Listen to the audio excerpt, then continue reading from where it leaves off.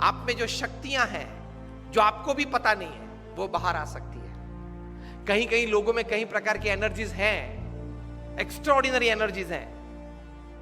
हमें लगता है कि यार ये तो हीरो है, ये तो सुपर हीरो है, लेकिन वही एनर्जीज आप में भी हैं। उसने वो एनर्जीज बाहर निकाली और आप बाहर नहीं निकाल रहे हो। 1983 का वर्ल्ड कप आप में से किसी ने देखा था? कपिल देव भारत के लिए वर्ल्ड कप लेके आए थे। First time India won a major international tournament. बड़ी खुशी थी पूरे देश में। हम लोग, I was in standard 9th at that time, तो मुझे अभी भी पता है कि हम कितने जोर शोर से ये खुशी मना रहे थे। सब बच्चे, youngsters, teenagers. Cricket was a fever India and actually it became a more fever in India after Kapil Dev won the world cup for India. अभी भी वो दृश्य याद है, लॉर्ड्स की गैलरी में कपिल देव लेके खड़े थे। मुंबई में सम्मान हुआ, दिल्ली में सम्मान हुआ, बीसीसीआई ने बड़ा सम्मान किया। लेकिन जो हारने वाली टीम थी वेस्ट इंडीज, उनको लगा कि साला ये बंदर है, वो सिंह को सोता था सिंह तो झाड़ पे से नीचे उतर के एक चाटा मार के वापस ऊपर चढ़ गया। कहीं West Indies was a very powerful team. 1975 की वर्ल्ड कप उन्होंने जीती थी, 1979 की वर्ल्ड कप भी उन्होंने जीती थी और 83 की वर्ल्ड कप फाइनल में भी आ गए थे। और भारत तो उनके लिए मच्छर था, ऐसे ही क्रश कर डालेंगे। उनका एटीट्यूड बन गया था ओवर कॉन्फिडेंस का। और वेस्ट इंडीज की ये पावरफुल टीम, उन लोग ये लोग बैलेंस करते थे।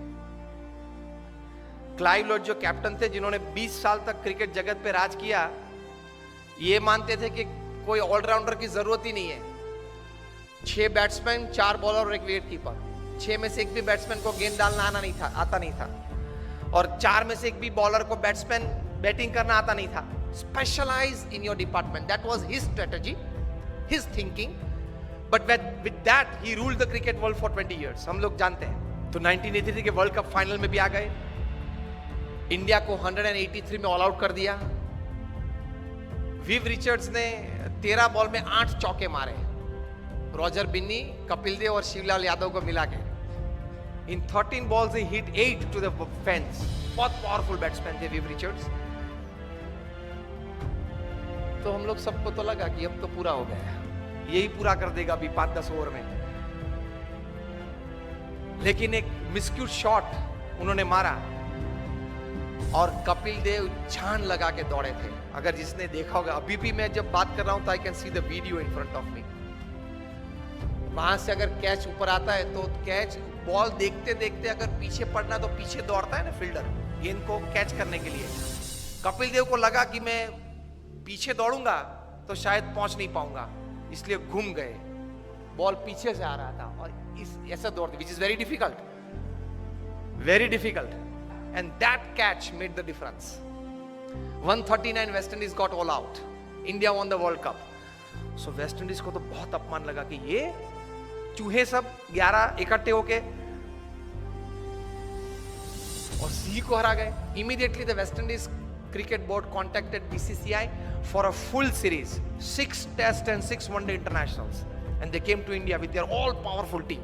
उसके पहले तो बी टीम आती थी भारत में, कभी क्लाइव लॉयड, विव रिचर्ड्स आए ही नहीं थे उसके पहले खेलने के लिए। ऑलविन कालीचरण और वे सब आते थे खेलने के लिए, बी टीम। क्लाइव लॉयड अपनी पूरी माइट के साथ आ गए और 6 वनडे इंटरनेशनल्स भारत को बहुत बुरी तरह से हराया। कहीं कहीं वनडे इंटरनेशनल्स तो 150 रन से हराया। बहुत क्रिटिसिज्म न्यूज़पेपर्स में आई कि अभी 1.5 महीने पहले जो वर्ल्ड चैंपियंस बने उनकी ये हालत। फिर तो टेस्ट सीरीज चालू हुई। फर्स्ट टेस्ट कानपुर 3.5 दिन में पूरी हो गई। Innings and 250 run defeat to India. और उसमें मेलकम मार्शल ने 12 विकेट ली, 20 में से 12, उसमें से 8 clean bowled, and not a single person could hit a boundary to Malcolm Marshall. उस वक्त वे बहुत डेंजरस बॉलर थे। He used to bowl, first bowler to cross 90 miles per hour में मेलकम मार्शल थे। और जब वे right arm round the wicket डालते थे तब वो अंपायर के पीछे ही दौड़ते थे। रनअप चालू करते अंपायर के पीछे दौड़, ताकि बैट्समैन को देखना पड़ता था कि कहां तक वो पहुंचा।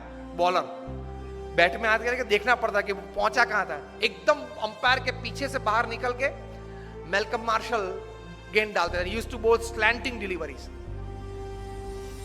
और पीछे डूजोन तो तैयार ही रहता था बड़े ग्लोव्स लेके, caught Dujon bowl Marshall, caught Dujon bowl Marshall चालू ही रहता था, एक आता था एक जाता था। किसी को भी गलती से भी कट नहीं लगी कि स्लीप के ऊपर से गेंद चली जाए और थर्ड मैन पे एक बाउंड्री मिल जाए, ऐसा भी नहीं हुआ था। Severe criticism in the Indian press, each and every Indian player was heavily criticised कि अब तो जो वेस्ट इंडीज बोलती थी वो बात सही है कि भारत ने बाय फ्लूक ये वर्ल्ड कप जीता, नसीब के आधार से जीता, प्रयत्न से, पुरुषार्थ से, टैलेंट से ये वर्ल्ड कप नहीं जीता है, वो बात तैयार हो गई। इंडियन प्लेयर्स का काउंसलिंग चालू हुआ, मॉरल बूस्टिंग चालू हुआ, पंपिंग चालू हुआ, एटीट्यूड्स बदलना चालू किया। उसमें सबसे पहली बारी आई ओपनिंग बैट्समैन सुनील गावस्कर की। उनका एटीट्यूड बदला कि you have a defensive attitude, you have to change your attitude from defence to attack. If Malcolm Marshall is a great bowler, you are a great batsman. If he can bowl so well, you can bat so well. Gavaskar का attitude change किया, because you start the Indian innings, you are the opening bat. आप जिस प्रकार से खेलेंगे उस प्रकार से पूरी टीम खेलेगी, नतीजा पहले से चालू हो जाएगा। And Gavaskar said what? He was counseled, change your attitude from defense to attack. Gavaskar defensive batsman थे, वे टेस्ट बैट्समैन थे, वनडे इंटरनेशनल के नहीं थे। सचिन तेंदुलकर टेस्ट और इंटरनेशनल दोनों के थे, 2020 के नहीं थे। क्रिस गेल है वो 2020 और इंटरनेशनल के है, टेस्ट के नहीं है, अलग अलग रहता है। सुनील गावस्कर को बताया गया कि change your attitude, you will get success. और आप जो बैट डिफेंस करते हो वो जरा stroke, create a stroke on every ball. Marshall is a master bowler, you are a master batsman, the little master, उनके लिए पहले नाम था। The moment Gavaskar changed his attitude, his batting changed, results changed, overall outcome changed, और 6 में से हम लोग 3 टेस्ट मैच तो फिर भी हारे, लेकिन 3 टेस्ट मैच बचा सके, वो गावस्कर का एटीट्यूड अटैकिंग हुआ। इसलिए दूसरी टेस्ट थी फिरोज शाह कोटला पे दिल्ली में, West Indies won the toss and send India into bat, और सब बुकीज ने तो ये सोच रखा था कि 7 या 8 विकेट गिर जाएगी लंच के पहले 150 में। गावस्कर का एटीट्यूड बदल दिया था, उन्होंने भी बदला था, क्या? From defence to attack. Gavaskar attacked Marshall from day one, from ball 1, और पहले ही ओवर में गावस्कर ने 4 चौके मारे। मार्शल अपनी वेस्ट पे हाथ लगा के पिच के बीच खड़े रहे और गावस्कर के सामने देख रहे।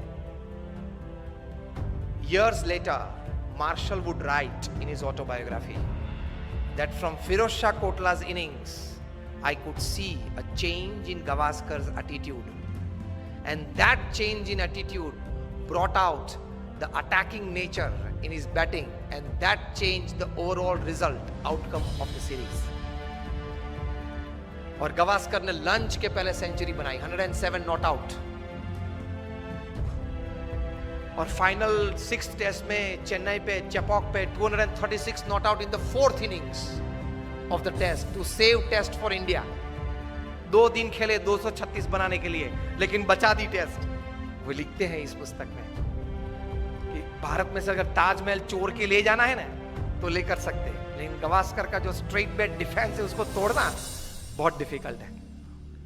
तो एटीट्यूड ये रहना चाहिए। अगर एटीट्यूड सही नहीं रहा तो कितनी भी अच्छी व्यवस्था हो, कितना भी अच्छा मार्गदर्शन हो, फिर भी आप रिजल्ट प्रोड्यूस नहीं कर पाओगे। दुनिया भर के ट्रांसपोर्ट मिनिस्टर्स की एक मीटिंग थी लंदन में, ट्रैफिक रूल्स एंड रेगुलेशंस की चर्चा करनी थी, इंटरनेशनल स्टैंडर्डाइजेशन कुछ रूल्स एंड रेगुलेशंस का करना था। इसमें इटाली के ट्रांसपोर्ट मिनिस्टर को कुछ बात करनी थी, बात करने के लिए खड़े हुए बोले कि सी ट्रैफिक लाइट्स हमने सब शहर में रखी है, लेकिन कोई शहर में अच्छी व्यवस्था है, कोई शहर में अच्छी व्यवस्था नहीं हो पा रही है। सबने पूछा क्यों? रोम में इंस्ट्रक्शंस देखते हैं तो फॉलो करते हैं, नेपल्स में सजेशंस देखते हैं, और जो हमारा माफिया टाउन है सिसिली, वहां people look at traffic lights like a Christmas decoration. लाल पीली अच्छी होती है, मजा आता है देखने में। व्यवस्था तो सब जगह पे थी। रोम में इंस्ट्रक्शंस देखते थे तो अच्छी व्यवस्था थी, नेपल्स में सजेशंस देखते थे तो चलता रहता था, और सिसिली में उसी क्रिसमस लाइट को दिवाली या क्रिसमस का डेकोरेशन देखते थे कि लाल पीली अच्छी होती है, मजा आता है देखने में। तो कोई व्यवस्था नहीं थी। व्यवस्थाएं सब एक प्रकार की हैं, रिसोर्सेज सब एक प्रकार के हैं, लेकिन नतीजा, रिजल्ट्स पीपल के एटीट्यूड से आते हैं। इतनी ताकत है एटीट्यूड में। व्यवस्थाएं तो थी, लेकिन परिणाम मिलते हैं या नहीं मिलते हैं एटीट्यूड्स पे डिपेंड करते हैं। तो एटीट्यूड्स में